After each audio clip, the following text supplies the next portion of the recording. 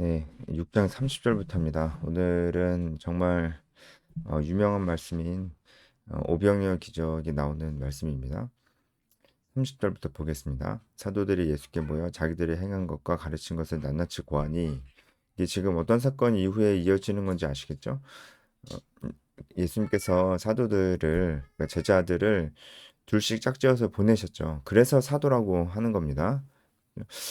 사도라는 그 말 뜻이 보내심 받은 자라는 뜻이잖아요. 그래서 사도라는 표현을 쓰는 겁니다. 이들이 제자들이 보내심을 받아서 둘씩 짝지어서 가서 복음을 전하고 왔잖아요. 그 장면 굉장히 중요합니다. 가서 그냥 복음만 우리 흔히 생각하는 노방전도만 하고 온 게 아니고 거기서 합당한 자, 그러니까 복음에 반응하는 자 찾아내서 그들을 한마디로 어, 긴 시간 동안 제자로 삼고 가르치고 훈련시켜서 그들이 제자들이 떠난 후에도 그 마을에서 계속해서 복음을 전하고 그들도 또한 다른 사람들을 제자로 삼고 다른 사람들 하여금 그들도 복음을 전할 수 있도록 그렇게 만들어 놓고 온 것이다라고 그렇게 볼 수가 있죠. 제자들이 정말 온전히 잘했을지는 모르겠지만 예수님께서 제자들에게 명령하셨다는 것은 분명합니다. 그래서 지금 제자들이 둘씩 짝지어서 흩어졌었고 제자들은 어떤 돈을 가지지 않고 갔었고 두보로도 가지지 않고 신발도 좋지 않은 신발을 신고 갔었고 어 그리고 이제 꽤 그 일정 시간 동안 그 가치 있는 자, 합당한 자의 집에 머물러서 그를 가르치고 훈련시켰습니다. 그리고 돌아온 거죠. 그러니까 시간이 꽤 흘렀습니다. 그러니까 제자들도 굉장히 피곤한 상태에 있을 것이고, 어, 그런 상태였다라고 좀 볼 수 있습니다. 그리고 이게 예수님께서 제자들에게 이렇게 뭔가를 이렇게 크게 맡기신 적이 없었잖아요. 지금은 예수님의 공생의 기간의 말기이기 때문에 예수님께서 이제 제자들을 막 훈련시키고 있는 그런 중입니다. 아주 중요한 훈련이었어요. 이렇게 둘씩 짝지어서 보내신 것은. 근데 그것을 하여튼 잘 수행하고 온 겁니다. 이제 제자들이 와서 그걸 예수님께 이제 낱낱이 고하는 겁니다. 보고 보고라기보다는 이제 이런 나눔이죠, 나눔. 예수님과 제자들이 함께 나누는 겁니다. 야, 어떤 일이 있었는지 얘기해봐. 하나님께서 어떤 역사하심이 있었는지 얘기해보고, 넌 어떤 걸 느꼈는지, 어떤 걸 배웠는지 이런 걸 얘기해봐. 이런 시간을 가졌다고 볼 수가 있겠죠. 그리고 31절에 예수님께서 이르시되 이렇게 나와 있는데 이 이르시되라고 하는 헬라어 카이는 어떤 행동이 종료되고 그 다음이 시작되고 있는 것입니다. 다시 말씀드리면 이르시되가 아니고 여기 생략되어 있는 접속사 카이입니다. 카이가 이르시되라는 뜻은 아니고요. 죄송합니다. 네, 이게 생략되어 있어요. 접속사 카이가 이제 생략이 되어 있는데 이 접속사는 어떤 일이 종료되고 그 다음 일이 시작되는 될 때 쓰이는 접속사죠. 그래서 예수님께서 제자들이 어떤 일을 겪었었고 어떤 걸 배웠었고 뭐 제자들의 나눔을 막 아주 경청해서 들으시고 그 나눔을 끝까지 다 들으시고 그 다음에 말씀하셨다라고 하는 것입니다. 그러니까 예수님께서 그 제자들의 나눔을 굉장히 중요하게 들으셨다는 것을 알 수가 있죠. 그렇죠. 그럴 수밖에 없죠. 예수님이 한 2년 정도 되는 시간 동안 제자들을 정말 그렇게 집중해서 가르치셨고 그리고 보여주셨는데 그리고 이제 보내신 것이고 한마디로 이제 그 실습 같은 거죠. 실습 제자들 이제 예수님 부활 생천하시고 제자들이 실제로 그렇게 살아야 되니까 그렇게 그 보내신 건데 그 결과가 얼마나 중요하겠어요. 그러니까 이 제자들을 이렇게 막 키우시는 훈련시키시는 이 예수님의 마음을 여기서도 좀 알 수가 있습니다. 그리고 따로 한적한 곳에 가서 쉬어라 이렇게 말씀을 하십니다. 이것도 그 제자들을 향한 예수님의 그 마음을 좀 알 수가 있죠. 일단은 예수님과 제자들이 지금 이 나눔을 하고 있는 이 장소는 한적한 곳이 아니었다는 것은 분명하죠. 뒤에 나오지만 한적한 곳으로 가려고 배를 타고 갑니다. 그러니까 여기는 한적한 곳이 아닙니다. 배를 타고 가야 될 정도로 여기는 한적한 곳이 아닙니다. 그러니까 예수님께서 이렇게 쉼에 대해서도 중요하게 생각하셨어요. 이 이후에 오병이어 사건 이후에 예수님의 제자들을 빌립보 가이사랴라는 곳으로 데리고 가시는 그런 장면도 있는데 이 빌립보 가이사랴라는 곳도 굉장히 아름다운 휴양지였습니다. 예수님께서 제자들을 데리고 이렇게 휴양지도 가시고 했습니다. 그러니까 이렇게 쉬는 것도 굉장히 중요하게 여기셨다는 걸 알 수가 있어요. 실제로 지금 제자들이 굉장히 어, 어, 긴 여행을 또 마치고 왔기 때문에 쉼이 필요한 상황이기도 했고 이게 예수님의 마음이었을 겁니다. 제자들을 향한 그 마음이었을 거예요. 지금 또 쉬어야 이제 앞으로 시작될 일정을 본격적으로 해낼 수 있기 때문에 또 그런 것입니다. 그리고 실제로 이제 오병이어 사건이 이제 시작이 되는데 오병이어 사건이 하나의 기점이 됩니다. 기점이 되어서 분기점이 되어요. 분기점이 되어서 예수님의 사역의 방향이 완전히 달라집니다. 오병이어 전까지는 예수님이 갈릴리 사역을 중심으로 하셨죠. 근데 이 사건 이후로 갈릴리보다는 이방 땅에 더 많이 계십니다. 그 이유는 제자들을 집중해서 훈련시키시려고 했던 것입니다. 그러니까 이제 제자들의 입장에서는 집중 제자 훈련이 시작이 되기 때문에 좀 쉬어야죠. 쉬어야지 이 훈련에 집중할 수 있죠. 그런 것까지 예수님 다 염두에 두시고 제자들에게 쉬어라 이렇게 말씀을 하신 것일 겁니다. 언제나 그렇듯이 이 쉬는 시간 자체로 의미가 있으면 안 됩니다. 그러니까 쉬는 시간만 기다리면서 사는 삶은 정말 어리석은 삶이고 불쌍한 삶입니다. 왜냐면 쉬는 시간은 언제나 잠깐이잖아요. 쉬는 시간이 더 길다면 그건 쉬는 시간이 아닙니다. 그래서 쉬는 시간은 언제나 잠깐입니다. 근데 보통 그 잠깐 쉬는 시간을 위해서 그보다는 훨씬 더 긴, 그 일상의 시간을 다 날려버린다는 거예요. 쉬는 시간만 바라보면서 사는 건 그런 거잖아요. 쉬는 시간은 그보다 훨씬 더 긴 일상의 시간을 위해서 존재해야 됩니다. 그래서 쉬는 시간은 힘을 얻는 시간이 돼야 되지, 일상을 도피해버리는 시간이 돼서는 안 된다고요. 그러니까 이게 무슨 차이가 있냐면, 쉬는 시간을, 내가 왜 여기 있지? 예수님도 그렇게 바라셨을 거예요, 제자들에게. 이 쉬는 시간 동안 다시 한번 돌아보고 내가 둘씩 파송되어서 마을에 가서 복음을 전하고 제자를 삼을 때 내가 이런 걸 느꼈지, 이런 걸 배웠지. 이런 것들 좀 쉬면서 생각하라고. 앞으로도 내가 이렇게 살아야 되지. 예수님이 나에게 이런 걸 가르쳐 주시는 거지.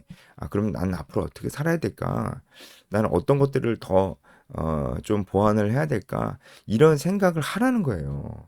예수님이 제자들에게 원하는 게 이런 생각을 하라고 하는 거예요. 그래야 쉬는 시간 짧으니까 쉬는 시간이 끝나고 다시금 일상이 시작되었을 때 훨씬 더 이전보다 나은 삶을 살 수 있고 또 말 그대로 힘을 낼 수 있습니다. 말 그대로 그냥 육체적인 힘뿐만이 아니고 사실은 정말로 영적인 힘, 정신적인 힘을 낼 수 있다는 것입니다. 그래서 이제 이런 쉬는 시간이 필요했다. 그래서 32절에 배를 타고 어, 한적한 곳으로 이제 갑니다. 아마도 이 한적한 곳은 그 베세다 들녘, 베세다 언덕이었을 것이다 이렇게 보죠. 왜냐면은 이제 베세다 들녘에서 오병이어 기적이 일어나기 때문에 이 한적한 곳이라는 곳이 이제 그곳이었을 것이다라고 이제 봅니다. 실제로 그곳은 한적한 곳이었죠. 사람이 여자들과 아이들까지 합쳐서 약 2만 명 정도가 동시에 머물 수 있는 곳이었으니까 실제로 한적한 곳이 맞았습니다. 이제 그곳을 배 타고 가는 것이죠. 배 타고 가는데 33절에 보면은 그들이 가는 것을 보고, 그러니까 예수님과 제자들이 배 타고 가는 것을 보고 많은 사람들이 이미 예수님과 제자들이 얘기하고 있을 때에도 이미 그 주변에 많은 사람들이 있었을 것이라 추측할 수가 있는 거죠. 예수님 제자들이 이제 그 나눔을 마치고 뭔가 이동하니까 야, 야, 야, 움직인다, 움직인다. 야, 우리도 빨리 가자. 아마 이랬을 거예요. 그래서 예수님과 제자들이 배를 타고 가니까 이 사람들이 배 타고 가실 줄까지는 몰랐나 봐요. 그래서 도보로 갑니다. 도보로 예수님과 제자들보다 더 빨리 도착했어요. 뭐 목적지도 알았었나 봐요. 엿들었나 보죠. 그래서 모든 골로부터 도보로 그곳에 달려와 그들보다 먼저 갔더라. 그러니까 굉장히 빨리 간 거예요. 이 사람들이 목적지를 미리 어떻게 알았는지 알고 예수님과 제자들보다 이 베세다에 더 빨리 도착을 한 거예요. 혹은 예수님과 제자들의 배가 또 역풍을 맞아서 또 갈릴리 바다의 그 역풍을 맞아서 생각보다 많이 지연됐을 수도 있습니다. 어쨌든 두 개 다 가능성이 있습니다. 이 예수님을 따르는 무리들의 어떤 열정이 엄청났죠. 엄청났는데 이 좋은 열정은 아니었던 것 같아요. 왜냐하면 이 사람들이 정말 좋은 열정을 가지고 있고 정말 그 말씀을 따르고 있고 그랬다면은 예수님이 34절에 그들을 불쌍히 여기진 않으셨을 거예요. 근데 이들이 아무래도 예수님의 그 기적적인 것들을 보고 따라갔고, 그리고 예수님을 정치적인 메시아로 알고 있었을 확률이 굉장히 높습니다. 예수님 보시기에 그런 것들이 보이니까. 그런데 또 열정은 있어. 어쨌든 예수님을 따르잖아요. 근데 예수님을 어쨌든 그 불순한 의도지만 따르긴 따르잖아요. 안 그런 사람도 있었을 거예요. 안 그런 사람도. 진짜 순수한 열정과 예수님 어떤 분이신지를 알고 따르는 사람도 분명히 있었을 겁니다. 그런데 대부분 아니었던 것 같아요. 그래도 어쨌든 예수님을 따르잖아요. 그러니까 예수님이 이들을 보기에 굉장히 불쌍히 여기서 불쌍히 여기셨다는 게 어떤 표현입니까? 우리가 흔히 이제 잘 알고 있죠. 이제 그 예전에도 제가 말씀드린 적이 있었는데 스플랑크 니도마. 그러니까 창자가 끊어질 듯이 아팠다. 그러니까 가슴이 찢어질 듯이 아픈 마음으로 그들을 보셨다라고 하는 것이죠. 이제 그들이 예수님을 막 따르고 있지만 어, 그들이 진짜 봐야 될 건 보지 못하고 들어야 될 거는 좀 듣지 못하고 있는 이런 안타까운 상황. 근데 이제 시간이 얼마 안 남았어요. 그러니까 이들이 정말 하나님의 말씀을 듣고 예수님의 말씀을 듣고 회개하고 하나님 나라가 가까워 왔다는 것을 알고 예수님이 죽으시고 부활 생존하신 다음에 예수님을 구주로 영접을 해야 됩니다. 그래야 이들이 영생을 얻을 수가 있는 것인데 이들이 정말 그런 준비가 돼 있을까? 이렇게 나를 따라오고 있는데 이들이 아직은 잘 모르는구나. 혹은 이들이 그 중에는 그래도 어느 정도는 잘 알고 예수님을 메시아로 알고 따르는 자들도 아주 소수지만 있었을 테니까 그들을 보시면서도 이렇게 불쌍히 여기시며 그들이 더욱더 잘 준비되기를 원하셨을 겁니다. 그래서 그들을 보실 때 이들이 목자 없는 양같이 보이는 거예요. 그렇죠? 이들이 지금 예수님의 기적을 보고 쫓아오니까 목자 없는 양같이. 그러니까 목자 어디 갔습니까? 목자 어디 갔어요? 이 이스라엘 사람들을 잘 가르쳐야 마땅한 그러니까 영적 지도자들이 이제 없는 거죠. 없는 상태였다. 그렇게 보는 것입니다. 예수님께서 이제 친히 목자가 되어 주시는 것이죠. 실제로 이 오병이어 사건은 시편 말씀과 굉장히 그 오마주가 되고 있어요. 그러니까 여호와는 나의 목자시니 내게 부족함이 없으리라. 그가 나를 푸른 초장으로 인도하시며 쉴만한 물가로 인도하신다라는 그 말씀과 굉장히 이 오병이어 말씀과 굉장히 오마주가 돼 있어요. 겹쳐 보인다고요. 실제로 그렇게 연결이 좀 돼 있습니다. 그래서 예수님께서 그 그들에게 정말 이런 선한 목자가 되어 주시는 장면을 우리가 좀 볼 수 있어요. 또 여기가 들판이다 보니까 진짜 목자와 양떼들 같은 그런 모습이기도 하죠. 그렇게 봐도 겉으로 봐도 좀 그런 부분도 있었고 이들을 가르치셨습니다. 예수님께서 그들을 불쌍히 여기신 다음에 이들에게 행하신 것은 이들을 먼저 먹이신 게 아니고 이들을 가르치셨다는 거예요. 뭐가 먼저인지 알겠죠? 여러분 우리도 영적인 리더가 되어야 됩니다. 우리도 제자를 삼아야 됩니다. 재생산하는 제자를 삼아야 됩니다. 우리는 소그룹을 해야 됩니다. 소그룹 리더가 돼야 됩니다. 근데 재생산을 분명한 목적으로 하는 소그룹 리더가 돼야 됩니다. 그냥 1대1 제자 양육 그냥 난 가만히 앉아 있었는데 교회에서 매칭을 시켜줘 가지고 그 매칭된 사람을 그냥 가르치는 거. 근데 나는 이 사람이 또 다른 사람을 가르칠 것에 대한 어떤 그런 목적 의식이 없고 그렇게 되면 좋고 안 되면 어쩔 수 없고 이런 생각으로 가르치는 그런 소그룹 리더가 아니고 진짜 선명한 목적을 가지고 내가 가르치는 이 사람이 나처럼 지금의 나처럼 재생산을 해야 된다. 복음을 전하는 사람이 돼야 된다. 내가 그런 사람으로 만들 거다. 그리고 이 사람은 전인격적으로 성장해야 된다. 리더십적으로도 그렇고 정서적으로도 그렇고 여러 가지 사람들과 관계적으로도 그렇고 하는 일에 관해서도 직업에 관련해서도 그렇고 이 사람이 전인격적으로 성장해야 된다. 내가 그걸 돕고 싶다. 이런 마음으로 가르치는 사람이 순장입니다. 그 사람이 제자와 리더지 그냥 과외 선생님처럼 진도만 가르치는 사람은 정말 아닙니다. 예수님께서 제자를 삼으라고 했을 때 그걸 얘기한 건 아니었어요. 하지만 그럼에도 불구하고 가르치는 건 굉장히 중요합니다. 그래서 저는 이제 어쨌든 여러분 우리가 가르치는 자리에 서야 됩니다. 가르치는 자리에 서야 돼요. 우리가 한 영혼을 천하보다 귀하게 진짜로 여긴다면 예수님처럼 불쌍히 여기는 마음으로 그들에게 하나님의 말씀을 전할 것입니다. 근데 우리는 정말 이제 이런 일들이 없어요. 교회 안에서 정말 예를 들어서 예, 교회 교회 형이야 누나야 교회 언니 오빠야 동생들 너무 귀해 보여 도와주고 싶어 그러면 뭐 그 상담도 해주고 뭐 밥도 사주고 그러는데 그게 다야 그들을 가르치지 않아요 그, 그거 안 되는 겁니다 진짜로 이들을 진짜로 아끼고 사랑한다면 그들을 가르쳐야 돼요 이제 물론 이제 임으로 하면 안 되고 교회 질서 안에서 이제 목사님께 말씀을 드리고 목사님들도 그러니까 이 사역자들이 이런 부분을 분명히 깨어 있어야 됩니다. 그러니까 가르치는 거는 사역자만 해야 돼. 이러면은 우리가 정말 그게 무슨 뜻인지는 알아요. 예, 그게 필요한 부분이기도 합니다. 네, 아주 중요한 부분이기도 해요. 그런데 그런 부분에 경직됐으면 우리 결국은 로마 카톨릭으로 돌아가는 겁니다.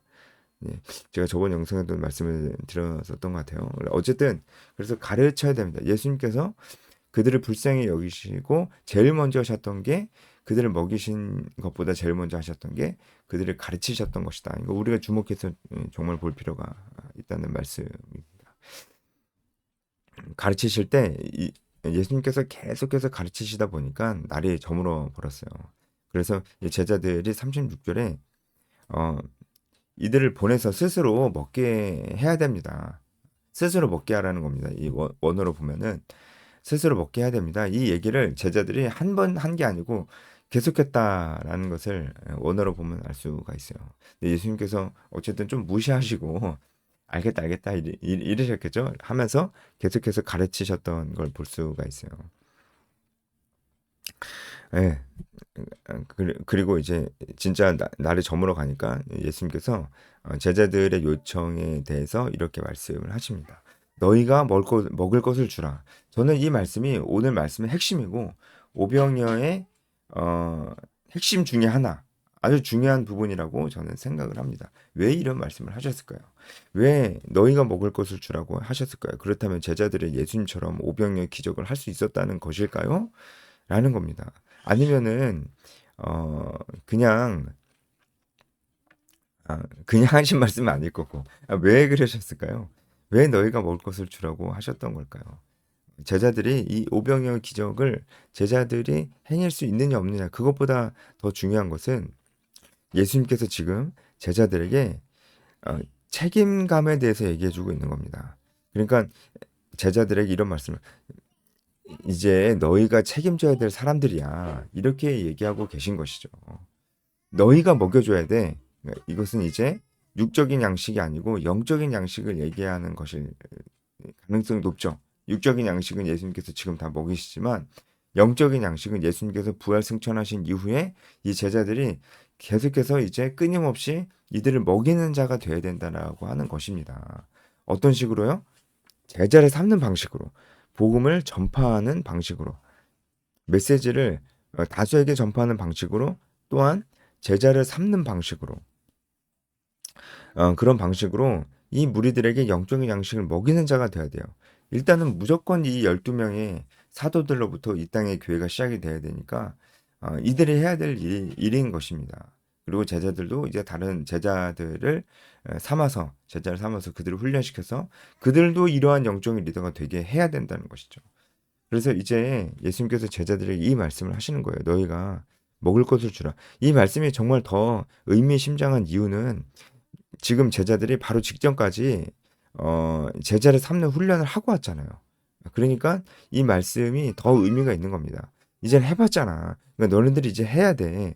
해봤으니까 알지. 너네들이 이제 해야 돼. 라는 말씀을 하고 계신 겁니다.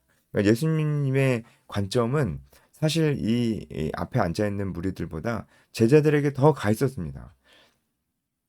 그냥 예수님 혼자 오병이어 기적을 베푸신 것이 아니고 이 과정 속에서 제자들이 어떤 것을 보아야 되고 어떤 것을 느껴야 되고 어떤 것을 부담감을 가져야 되는지 제자들이 그 관점을 올바르게 가지고 있는지가 예수님이 보기엔 너무나 중요한 부분이었습니다. 그래서 예수님께서 이 말씀 안 하시고 그냥 오병이어 기적을 베풀 수 있었을 텐데 굳이 이런 말씀을 하신 것은 예수님에게 있어서는 이 제자 훈련이 너무나 중요한 부분이었다라는 것을 우리가 알 수가 있어요. 그러니까 예수님께서 지금도 우리에게 말씀하십니다. 너희가 먹을 것을 주라. 너희가 먹을 것을 주라. 우리 가운데 지금 이 영상을 보시는 가운데 뭔가 신앙적인 훈련을 받아보신 분 있죠? 성교단체에서든 받아보신 분 있죠? 그분들은 반드시 이제 누군가에게 먹을 것을 주는 사람이 되어야 됩니다. 훈련을 많이 안 받아보신 분도 충분히 하실 수 있는 부분도 있습니다. 은혜를 받았으면 나눠주는 사람이 되어야 됩니다. 나만 좋으면 안 돼요. 지금도 여전히 자기가 회복되어야 된다는 이런 얘기하면서 여전히 훈련만 받으려고 그러고 누구 나눠주려고는 안 하고 이러면 곤란하다 이 말씀입니다. 이게 이렇게 얘기를 이제 말씀을 하신 거죠. 이제 그랬더니 제자들이 이제 오병이어밖에 없다라고 얘기를 하면서 이 사람 다 먹이려면은 200데나리온 있어야 된다 이런 얘기도 합니다. 이제 다 이제 믿음이 없는 얘기죠. 예수님 무슨 말을 하는지 잘 모르는 겁니다. 근데 예수님께서 어쨌든 그 더 자세히 설명을 안 하시고 그 자리에서 오병이어 기적으로 그 앉은 자리에 있는 사람들을 다 먹이셨다는 걸 알 수 있어요. 이 사람들을 식사 대용으로 앉게 하셔요. 39절에 보면은 식사 대용으로 앉게 하시는 겁니다. 그냥 푸른 잔디 위에 그냥 앉게 하시는 게 아니고 식사 대용으로 40절에 식사 대용으로 앉게 하시는 것입니다. 이 일을 제자들을 수행할 때 자자자 여러분 식사 대용으로 앉으세요 이렇게 얘기할 때 제자들도 아니 내가 지금 무슨 얘기하는 거지? 예수님께서 지금 진짜 먹이신다는 건 뭐야? 그게 어떻게 가능해? 아마 이런 생각으로 했을 거예요. 그래도 어쨌든 제자들은 순종했습니다. 제자들이 잘 모르고 못 알아들었긴 했지만 순종을 잘했어요. 그래서 결국은 알게 되고 훈련이 되었죠. 우리도 일단은 순종을 해야 될 때가 있다는 것입니다. 그래서 예수님께서 하늘을 우러러 축사하시는데 이게 하나님 오병의 기적을 베풀어 주세요 이렇게 간구하신 게 아니고 그냥 식기도 하신 겁니다. 그냥 감사의 기도를 하셨다. 그런데 이런 기적이 일어났다. 그래서 많은 사람들이 먹었다라는 것입니다. 네, 오늘 여기까지 하겠습니다.